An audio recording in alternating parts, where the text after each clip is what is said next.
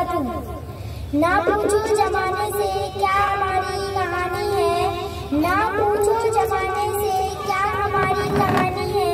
हमारी पहचान बस यही है कि हम हिंदुस्तानी हैं।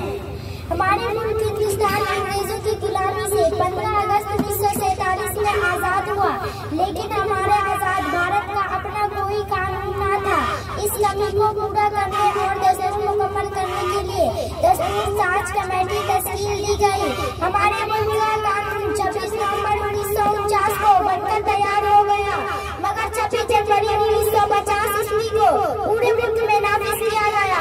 तब से हर साल यौम जमहूरिया का जश्न बड़े मुर्तवा का अंदाज मुल्क भर में बड़े जोश व खरोश से मनाया जाता है।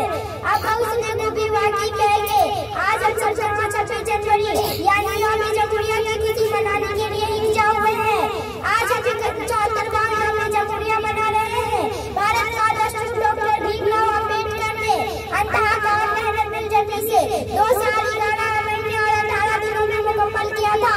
हमारे मुल्क का दस्तूर तवील तरीन दस्तूरों में से एक है। आज खुशी के इस मौके पर हम मशर्रफ खुलूस मोहब्बत वतन के अजीम रहनुमाओं जैसे मौलाना मोहम्मद अली जोहर, महात्मा गांधी,